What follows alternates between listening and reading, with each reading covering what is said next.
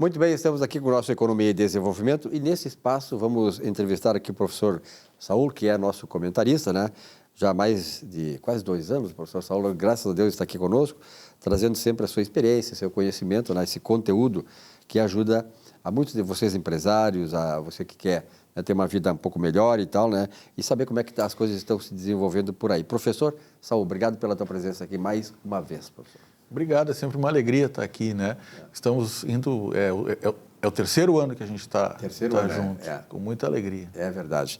E, professor, nós estamos aí no final do mês de maio, que já estamos chegando no final do 5º mês do ano, né? Está chegando o frio e tal, mas a coisa mais importante neste momento é ver que parece, né, que vamos estar passando a fase pior da pandemia desde o ano passado para cá, e as coisas voltam a ter uma certa normalidade. Eu não gosto de falar desse novo normal, porque, na verdade, a questão de, se tu pegar a experiência toda, né, que a gente tem, assim, dos últimos anos, né, dos últimos séculos e tal, sempre que acontece uma coisa que impacta, sobretudo na sociedade como um todo, algumas mudanças acontecem, é normal que aconteçam algumas mudanças, e principalmente, né, professor, aí eu quero a sua opinião, na questão comportamental. Quer dizer, eu acho que nós vamos passar um período agora, pós-pandemia, uma mudança de atitude, comportamento, na questão dos relacionamentos pessoais, familiares, do relacionamento empresarial. Como é que o senhor está observando todas essas mudanças? O senhor que tem essa experiência, esse time assim, de observar essas coisas na sociedade.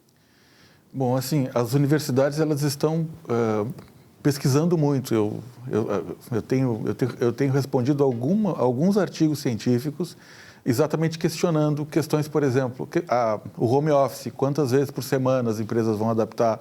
Porque assim, só o home office não ficou bom. Agora, o home office, 2 dias por semana, 3 dias por semana, talvez seja uma realidade para muita gente daqui para diante. Nós até estávamos conversando como é que serão os imóveis, os apartamentos terão que ser mais, as casas mais adaptadas ao home office e tudo mais estrutura de internet e tudo mais. Então, a gente vem agora no meio do caminho, né? Tudo muito fechado, era uma realidade, agora tudo mais ou menos aberto, né? Esse mais ou menos aberto, você vê assim, é um pouco, ainda não está firme como a gente imagina, né? Podemos ter, não quero ser o senhor catastrofista, né? Exatamente, mas podemos ter mais um lockdown, porque observa assim, foi muito fechado, tudo muito fechado. Toda a Zona Sul, por exemplo, a gente estava quem estava na região da Zona Sul em março, eu falo ali Pelotas, Arambaré, ali Guaíba, né? Rio Grande. Quem estava naquela região teve um lockdown extremo que não conseguia comprar nada. Bom, depois, agora se liberou tudo, né? Então, assim, o que vem depois disso? Então, a gente tem que aguardar agora os acontecimentos de maio, que o Rio Grande do Sul vem o frio, que agrava tradicionalmente, as UTIs ficam lotadas por problemas respiratórios, hospitais, aquela situação toda. Vamos aguardar para ver o que vai acontecer. Então, o empreendedor ele tem que estar preparado para ou voltar um lockdown, que eu acredito, tomara sem ser catastrofista, né? Mas temos que estar preparados para uma possível situação dessas também. Não se sabe agora, o Dia das Mães, o pessoal relaxou com relação ao distanciamento controlado, as questões das máscaras nas ruas, né? Então, assim, eu sempre falei, desde o início dessa pandemia, não precisava ter sido tão radical, poderia ser com os devidos cuidados que foram feitos, a economia estaria um pouco melhor e as coisas estariam diferentes. Então, a gente caminha, Silvio, para uma adaptação disso. Então, o delivery vai continuar, as lives elas tendem a se modificar um pouco, porque o pessoal está meio cansado, só a questão da internet, mas assim, as reuniões online vão continuar. Esses dias eu fiz uma visita para um cliente presencial. Poxa, eu peguei meu carro, eu fui para outro município, cheguei lá, estacionei, trânsito e tudo mais, ou seja, numa situação que eu resolveria no meu escritório em 45 minutos, eu demorei a manhã toda. Então, as reuniões presenciais elas estão se mostrando muito ineficientes perto da eficiência de uma reunião online, né, com tempo. Então, tudo que é eficiente, tudo que traz resultado deve se perpetuar por uma questão financeira, por uma questão de negócios. Então, o home office produtivo, com metas, com estabelecimento, com planejamento e controle, né, que é o início e o fim do processo da administração. Um home office onde a profissão permita que seja feito, o delivery. Ou seja, tudo isso agora entra, não é um novo normal, é uma adaptação. A vida nunca mais vai ser como era até fevereiro de 2019. Eu me lembro, assim, por exemplo, há uma expressão chamada Belle Époque, que os franceses denominaram, que foi o período de 1870 ao período da Primeira Guerra Mundial, que foi em 1914. E esse período foi considerado a Belle Époque, foi uma bela época, porque, por exemplo, nós começamos lá em 1870 a trocar o carvão pelo petróleo, que é uma tecnologia mais limpa, etc. e tal. Aí veio a eletricidade, o avião, o cinema, uma série de invenções, né, que acabaram tornando aquela época romântica, avançada, o mundo todo num novo momento e tal.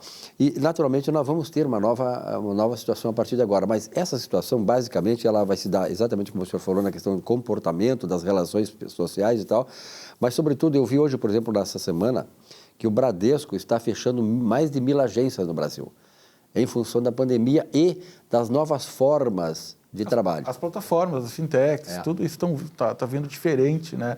Então, é uma modificação, né? A questão da inovação no Brasil, que ainda é muito incipiente, as empresas elas têm que pensar em fazer, como é que ela vai fazer de uma maneira inovadora, usando dessas tecnologias, né?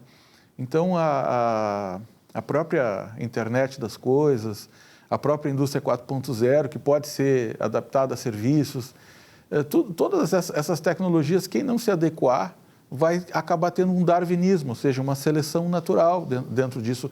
Inclusive até as aulas, Silvio, porque assim, ó, as aulas todas online, né? Bom, então o aluno, logicamente, nós não temos uma realidade do Uruguai. Aqui no Uruguai, todo aluno, quando ele está numa determinada turma, aula, ele recebe um computador do governo para poder, recebe como, vamos dizer assim, como incentivo do governo. Todo o Uruguai recebe um computador em casa e tudo mais. Então, na pandemia, eles não sofreram tanto, porque os professores já tinham computadores, os alunos já tinham computadores, né? Então eles tiveram que adaptar.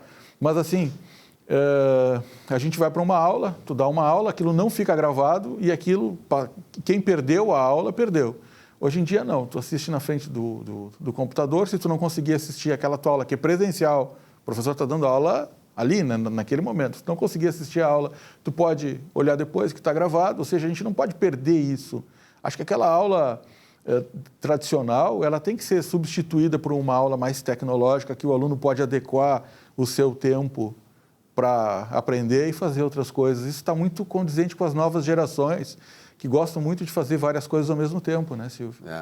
O grande perigo é tornar essa geração muito individualista, né? Porque, na verdade, tu te recolher, tu com a máquina, com a tecnologia, tu perde aquela afinidade, aquelas relações, aquela normalidade das relações humanas, né? Por isso, esse é o grande perigo, né? Por isso, não tão fechado como está agora, só online, e não tão aberto como era antes, né? Um modelo híbrido, um modelo diferenciado, que possa trazer, possa mesclar a tecnologia e a questão das relações humanas, né? E isso está deixando muita gente bastante com problemas, né? Várias famílias com problemas, as crianças estão muito confinadas, as pessoas estão muito confinadas. A vida perdeu um pouco o brilho nesse período de pandemia. Tu não consegue, chegou algum momento, tu não consegue sair para jantar, tu não consegue no final de semana, tu não consegue viajar, tu não consegue fazer grandes coisas, né? Então, espero que isso volte em seguida. Eu vejo assim, Silvio, os governos, né?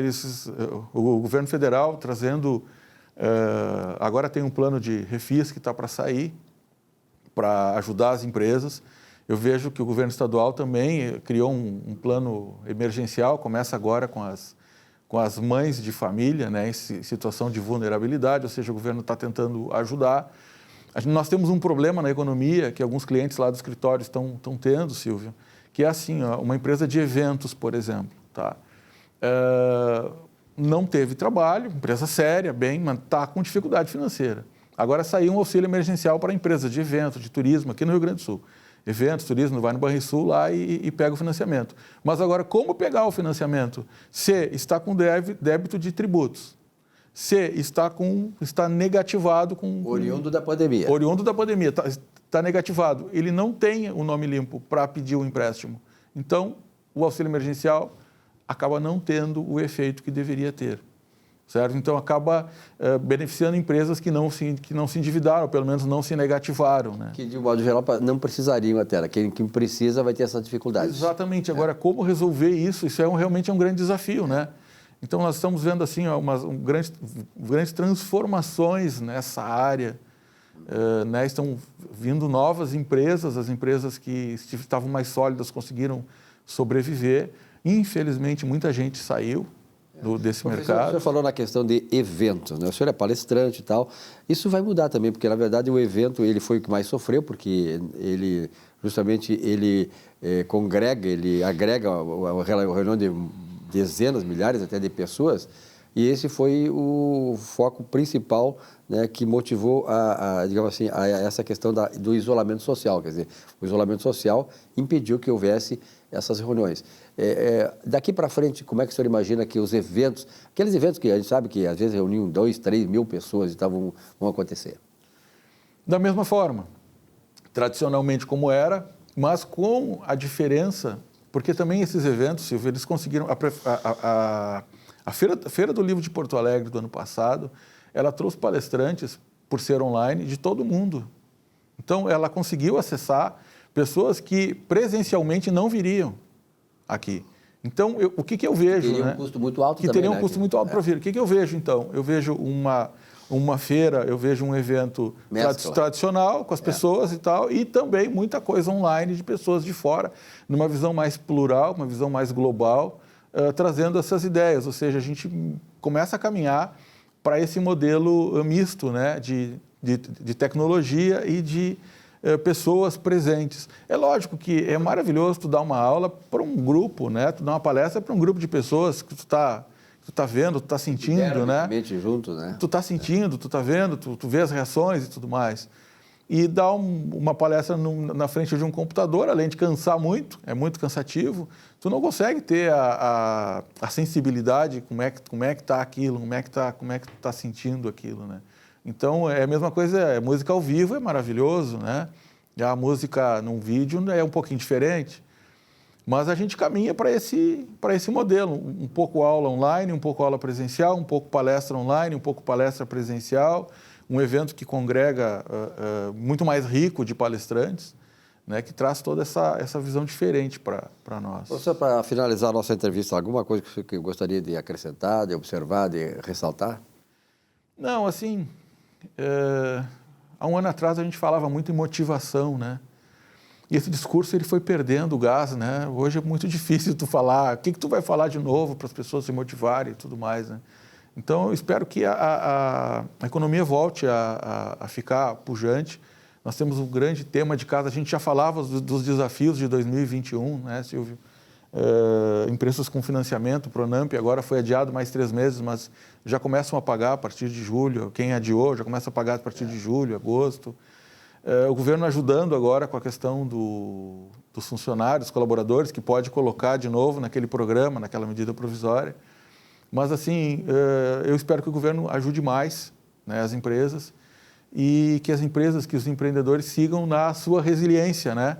Porque tudo passa e vem, para quem está preparado, para quem tem um perfil inovador, vem um bom mercado aí no Brasil, no mundo agora.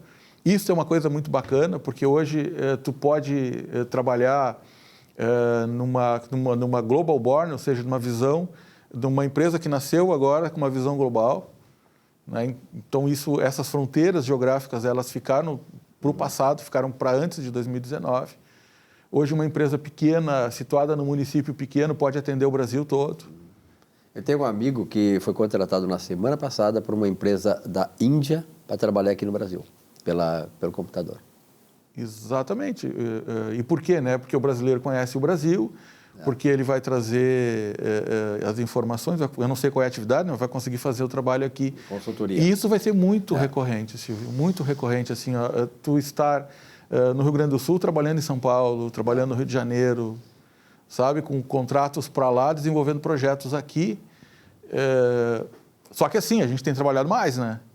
Tem se trabalhado mais. É um mundo globalizado, o trabalho globalizado, né? Mas tem se trabalhado mais. Com certeza, com certeza. Mais, assim, não raro 8h30, 8h30, 9 horas da noite, o cara está lá mandando WhatsApp.